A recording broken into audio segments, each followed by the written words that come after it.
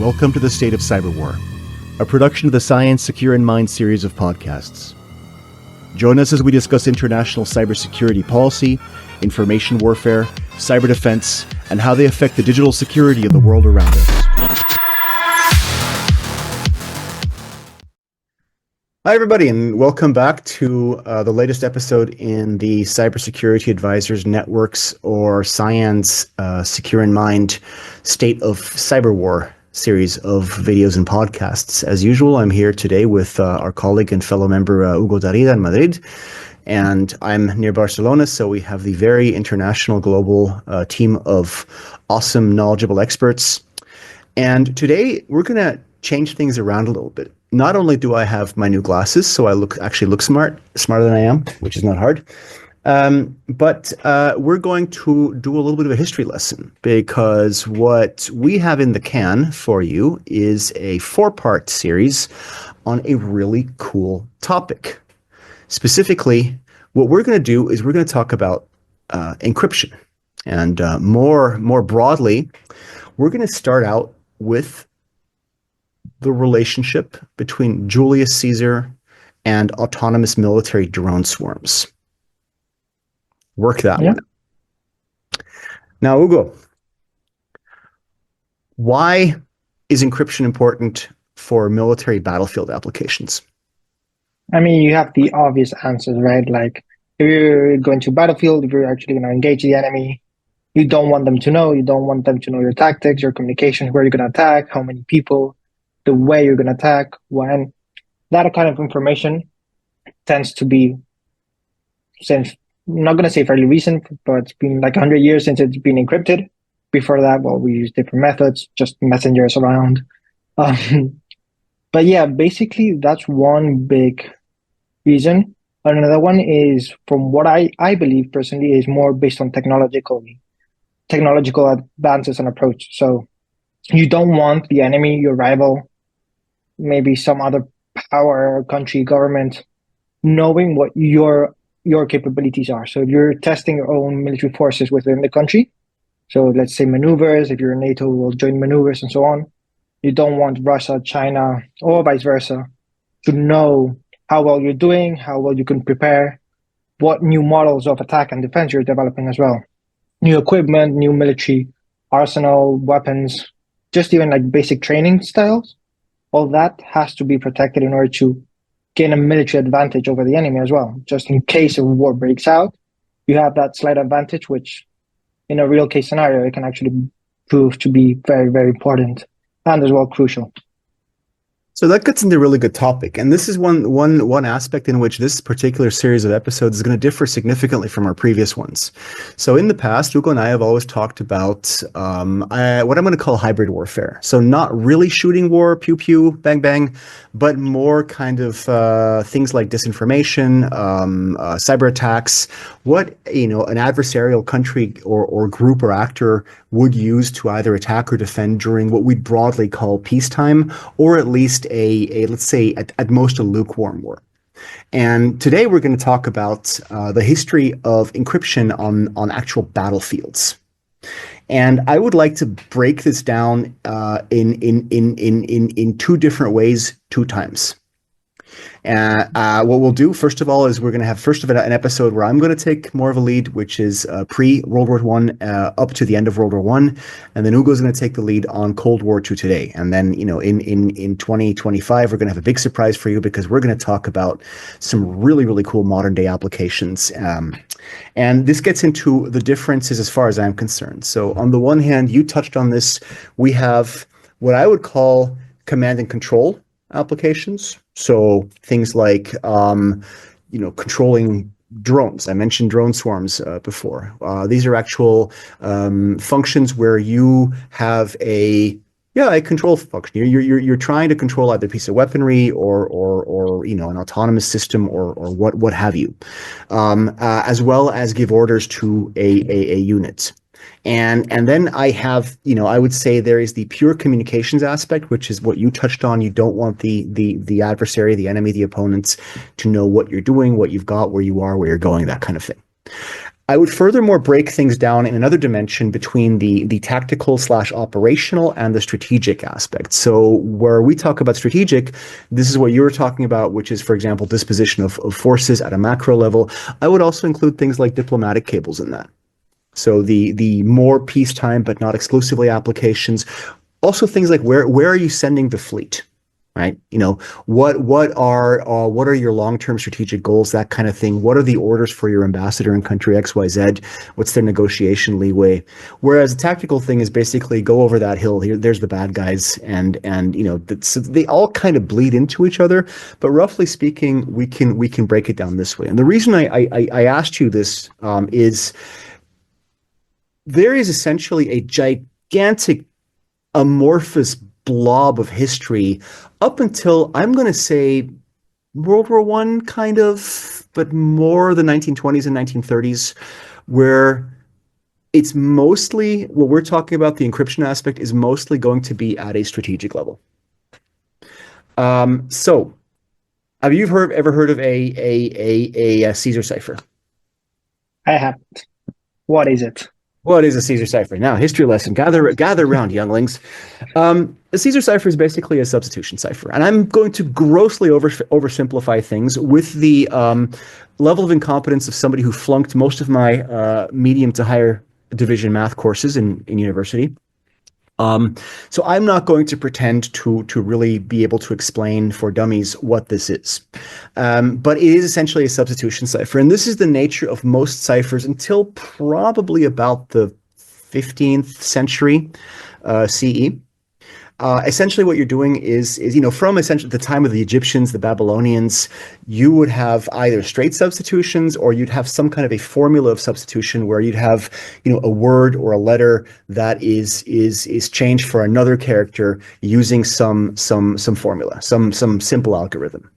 And in the 15th century, we have a significant evolution. I think it's the 15th century, where we have the growth of something called the Vigenère cipher. And the Vigenère ciphers are essentially a Caesar cipher of Caesar ciphers. So you have a nested set of algorithms. And again, I'm going to drastically oversimplifying here. And by the way, I strongly encourage anybody who is interested in this to have a look at Simon Singh's The Code Book. It's an excellent resource. It is user friendly for people who are really bad at math and programming like I am. If you're a massive geek and you're more interested in things like, you know, computational theory and encryption algorithm construction, Bruce Schneier's cryptography tome, his Bible, is a applied cryptography. It's called. It is obviously the authoritative book as far as I know. I made it to page 25 out of about 500. So, you know, go figure. But the Vigenère cipher is essentially what is used in everything from diplomatic cables to such battlefield communications as we saw until, you know, well into World War One. And I think this gets into what you were getting at before, which is the nature of such communications, where you really didn't have much in the way of tactical battlefield communications. What you had is dispatch riders. Maybe pigeons, maybe if you're really fancy, things like heliographs or flags or smoke signals or whistles or drums or whatever. And there you really didn't have that much leeway for encryption, because not only are they clumsy enough already, but it is pretty fast paced, and you don't really have either the technology and the sophistication nor the time to go and encrypt stuff if you're just going to give it to a guy anyway who's going to go running to the enemy. And things like, if, for example, you know, Royal Navy flag code. If you're a naval history geek, you're probably familiar with Nelson's famous flag signal at the Battle of Trafalgar. Sorry, my Spanish friend's probably a sensitive point still. It is. But England expects every man to do their duty. There is already a kind of code involved in what kind of flags to raise to say what words, right? So, basically, you know, we have this idea of the Vigenère cipher still in effect until the 1930s. So I found a paper, speaking of both of us in Spain, I found a paper about decrypting Spanish Civil War encrypted messages and encryption technologies. And they're still using Vigenère ciphers, right? Which were mainly in the 16th, 17th, 18th century, used for things like again, diplomatic ciphers. Um, and I do have a question, Jonathan. oh, You let me interrupt. absolutely.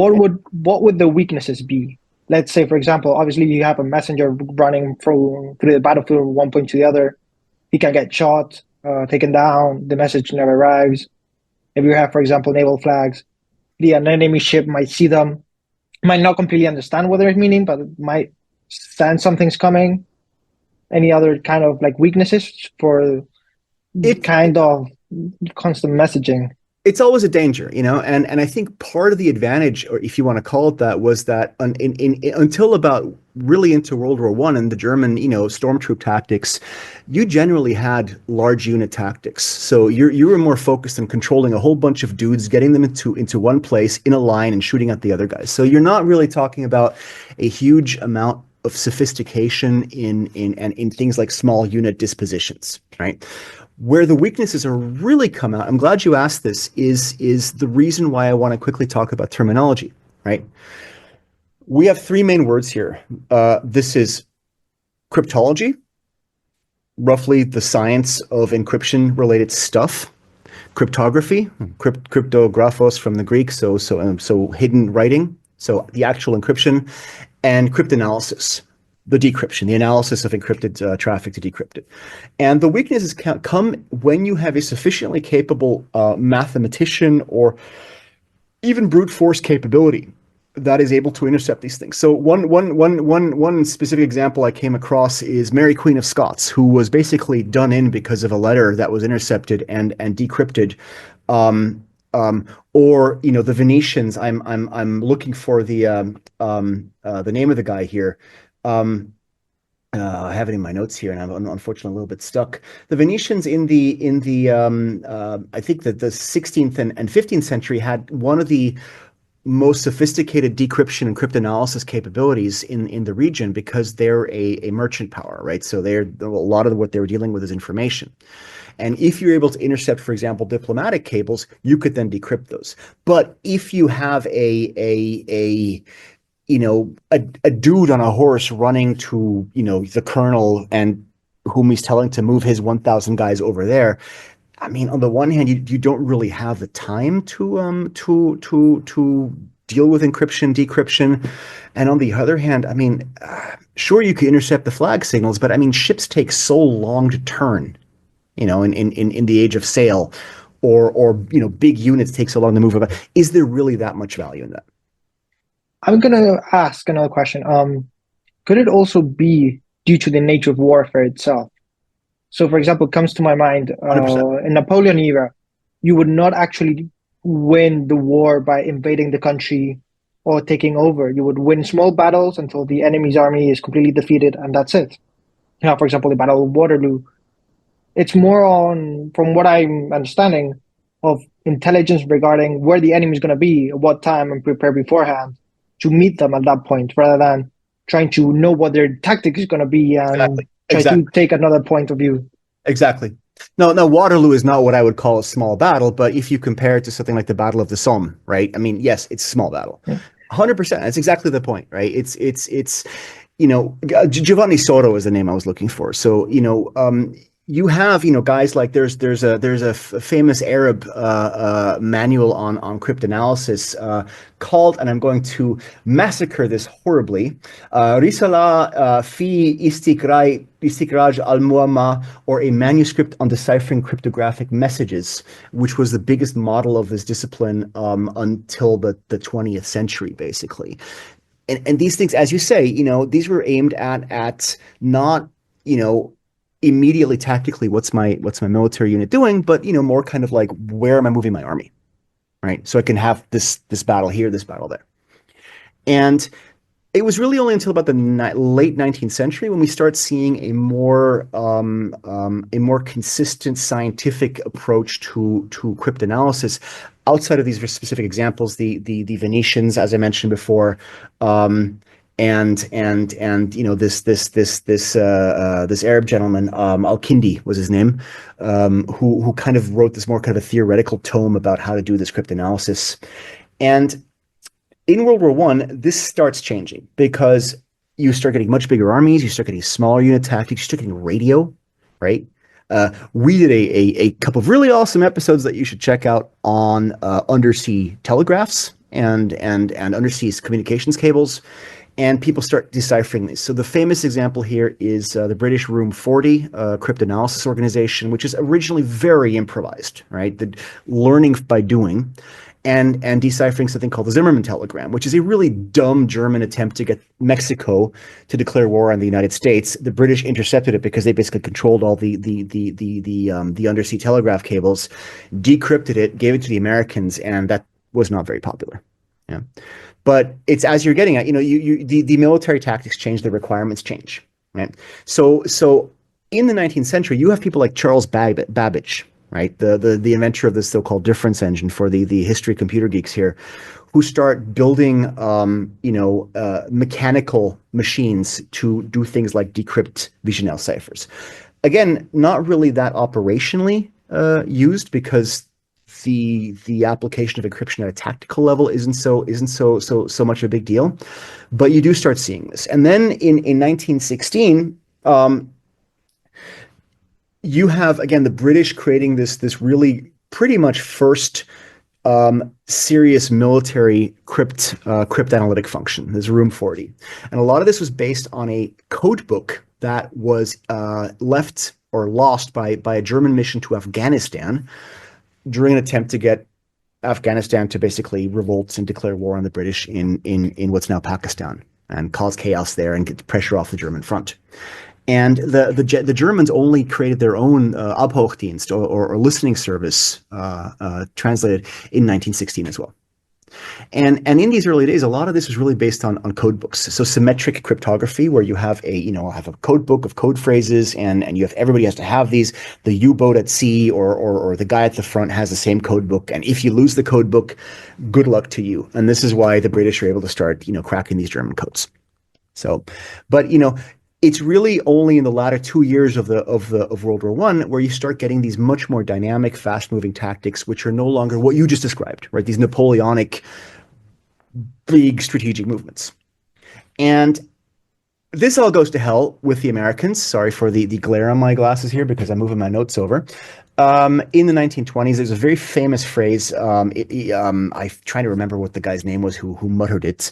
The Americans had an organization called MI8. Nothing to do with the British MIs. That was dedicated to code breaking on their side. And that was killed in the 1920s because of, again, this phrase, gentlemen do not read each other's mail.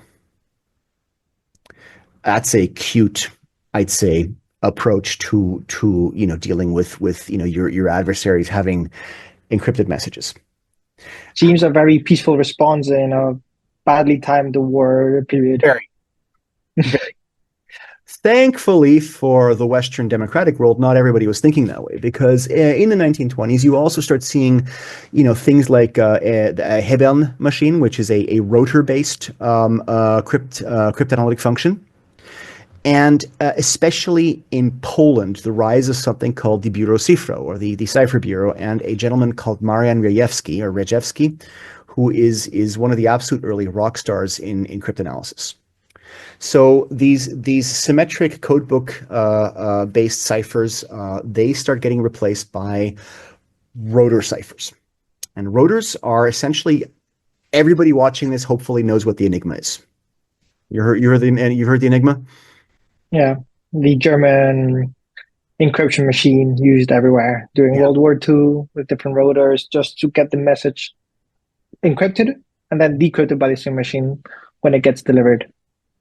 So when we talk about rotors, it's a hardwired, literally physical rotor with a bunch of wires, and if an electrical signal goes into one point and it comes out somewhere else, and every rotor is different. And instead of having code phrases, you have rotor placements. So you have on your machine, this kind of rotor will be in position A, this kind of rotor in position B, this kind of rotor in position C.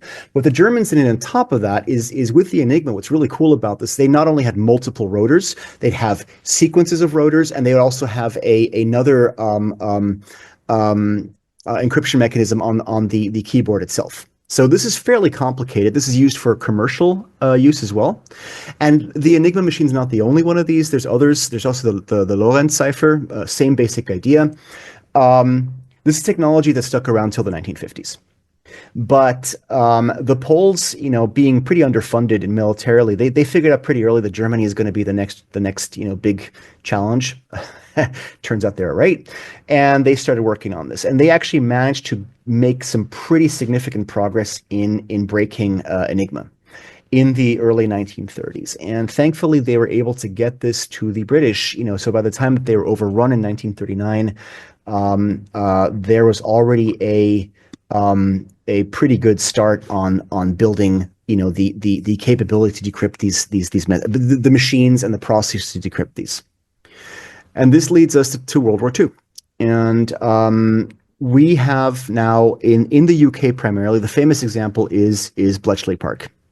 What is now GCHQ, I think it's Government Communications Headquarters.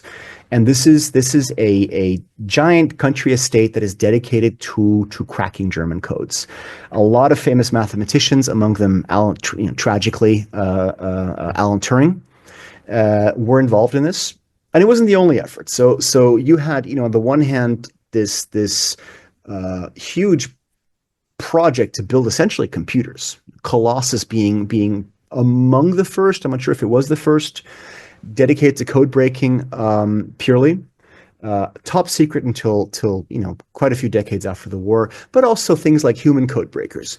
And there was, during World War II, there was always this combined, this hybrid effort between not only machine-based code breaking, but also doing things like trying to recover code phrases. You're still using code books sometimes. You're trying to do pattern recognition, some things that especially early computers weren't that good at. Humans are really great at. You're trying to find, where are they screwing up? Where are they reusing keys? This is frequently an issue, for example, with tired German battlefield Enigma operators, where they would, sometimes reuse rotor settings, which you really weren't supposed to do. But that would help, create repeat patterns to the point where Bletchley Park was reading, usually around some percentage, 40%, 50% of Enigma traffic, and thus able to intercept submarines. And now we're seeing, back to what you were getting at before, we're seeing the more tactical, short time frame use of battlefield communications. So here, I just want to jump in again and straightforward spoiler alert for anyone who really doesn't know. Enigma was broken, was cracked by the British. But then my point is, what do you do in this case? So the very famous idea of, I don't know if I'm jumping in or jumping ahead, but No, that's cracked it. And then what do you do? Do you just move forward completely, letting the enemy know that you've deciphered their encryption machine and their way of communication, so they're going to adapt, make a new one, stop using it, or so on? Or you're going to accept casualties and deaths, which you could have avoided, to keep that under cover and keep moving forward slower, but ensuring that they're not going to change. That option. Well, obviously the British did decide to not go straight up forward, so keep it more ahead, take casualties, allow Germans to destroy ships, destroy areas, take control of them in order to later on win the war. But obviously, there's the counterpart of, you could have saved lives, you could have maybe done something different. This is why management is hard when done well, and this is exactly one of the points I was hoping you would touch on. So exactly, and this is a huge part of why cryptanalysis is not so straightforward as, oh, we decrypted their messages, go kill their submarine. Because how do they not start getting suspicious? Remember, during World War II, the British turned pretty much every German agent captured and turned that was parachuted onto British soil, right? And very often without the Germans figuring it out. But with cryptanalysis, it's not so simple. You can't just feed stuff back to them. There's also a very famous, I believe it was a Spanish agent actually, who pretended to be a double, triple agent for the Germans.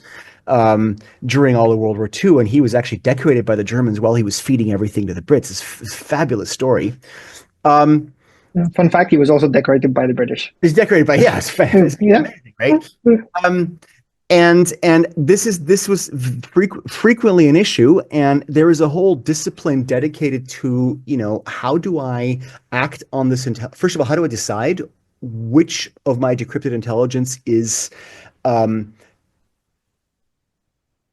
where am I willing to sacrifice, for example, a decryption capability, right? Where am I willing to risk them finding out that I'm reading their messages because the return is so much greater?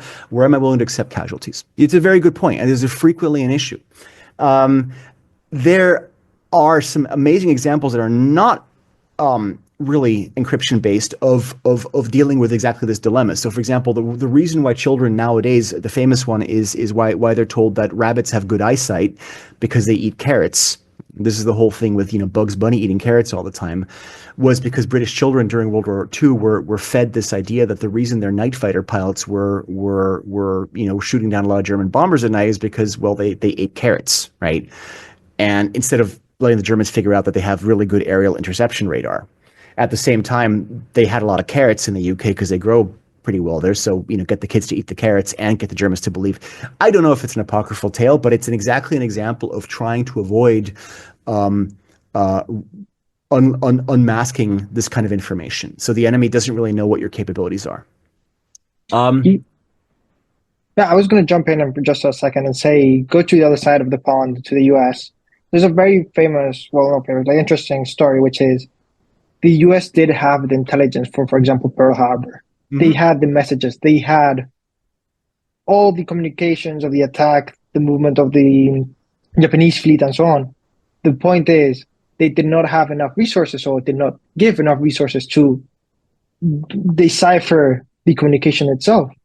So that I just wanted to put that point out as well. Of obviously, doing war, it is a big point to both encrypt your own communication, but also decrypt the enemy. So you're investing a lot, both economically, but also on manpower. But in time of peace, where you don't suspect an attack, for example, the US in Pearl Harbor, how much are you going to invest in it? So that also counter offer of, you might know something's going on, you don't really know what, but you're also not completely investing or dedicating your effort to knowing what it is, because you don't really see a big threat until it's too late. Well, So the investment part. Pearl Harbor is a tricky one because I personally put that in the realm of conspiracy theory, that they knew in advance, and that there's so many, there's this thing about Roosevelt was pissing off the Japanese intentionally, or he wanted them to attack so he could go help the British. That there are indications the Japanese were going to do something. I don't buy it. Right? There's a whole Wikipedia page on Pearl Harbor. It's called Pearl Harbor Advanced Knowledge Conspiracy Theory. Make of that what you will. Right. But I'm glad you actually mentioned the Americans, because this is a really big deal. Where they did know what was happening was Pearl Harbor. Sorry, was Midway, which was, one of the pivotal battles in World War II. The Japanese carrier fleet is destroyed because, the Americans figure out that they're going to attack, this tiny island in the middle of the Pacific. The Japanese had a lot of codes. Some of them were machine based. A lot of them were codebook based. Particularly, Purple was a diplomatic code that was broken pretty early, and JN25 was the big family of Japanese tactical codes for their navy. And the U.S. had this capability called Magic, and where there was a very famous project around a guy called Joseph Rochefort, who was a bit of a weirdo, but they managed to basically crack a lot of this Japanese codes. And part of why they were able to figure out famously that the Japanese were going to attack Midway was because they had gaps in their knowledge. For example, they didn't know what the code word for Midway was. And they sent out a fake message saying, Midway's water distillation plant's broken down. And they intercepted a Japanese radio message in code saying, XYZ's water distillation message is broken down. Then they knew that XYZ was Midway. And they were able to put their fleet there and, just about won that battle. This was a huge deal, and a lot of Japanese codes were actually broken because they relied so much on code books, which can be recovered. right? And every time you want to shift, you need to change your code books. You have to get new code books to everybody. It's a massive pain in the ass. Sometimes you shift to a backup code, which is weaker, and that was pretty ruthlessly exploited. What I do want to mention, we've only got a few minutes left with regards to the Americans. Famously, we're still not immune to this problem of battlefield communications being clunky. Radios they're pretty mature, but they're still a bit unreliable. So one famous way of getting around that was the Navajo code talkers. Navajo are a Southwest American Indian tribe with a language that, it's pretty much impossible for non-natives to figure out. And they basically put these guys in Marine and Army units in the Pacific, and they just had them talk in Navajo. And the Japanese had no idea what's going on. So it's a simple solution to a complex problem. The Americans, the British, and the Germans, had their own successes as well. Broke several, especially American diplomatic codes, which they in turn used to actually figure out where to hit British positions in North Africa very effectively. But for example, the Italians, the Servizio di Informazioni Militari was also quite successful in breaking a lot of codes. Worked very closely with the Germans. But obviously, the initiative and the technological advantage and ultimately success lay really more with the Western allies. The Soviets had some success, but it was more espionage based with people like Richard Sorge, the Red Orchestra, doing human intelligence and strat espionage. This takes us to the end of World War II, and what we're going to do is we're going to jump off, and then we're going to continue this mini-series with an overview of the exciting, wild and woolly East versus West world of the Cold War and encryption, where Hugo's going to drive. Any last words before we wrap up? Just mention that, well, I do think code breaking encryption is very fascinating nowadays, even just basic things. Obviously, in times of war, it's even better. It's more interesting, let's say. Also, it's harder because it gets and keeps developing.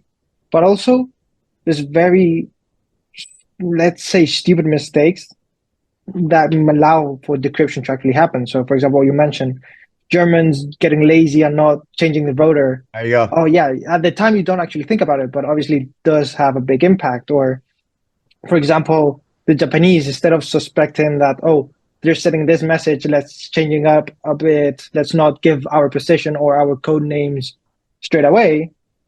You just do it because you don't think about it or you don't realize. So there's a it's like any security. There's a compromise between security and usability. It's basically what it is. Exactly. That leads to different outcomes. Different outcomes. That's a very diplomatic way of putting it. I will link to a couple of resources in the notes as always, as well as there's a couple of really cool, if you're a geek, Enigma simulators and other encryption device simulators out there. And for that, thanks very much for putting up with my rambling diatribe on encryption, and we'll see you on the next one. See you. Thank you for joining us in this latest edition of the Secure in Mind podcast series, courtesy of the Cybersecurity Advisors Network. Visit us at cybersecurityadvisors.network/media and /blog for additional episodes and articles. Follow us on LinkedIn, YouTube, SoundCloud, Podcast Republic, and iTunes, and don't hesitate to get in touch. Stay safe, stay smart, stay educated, and stay secure.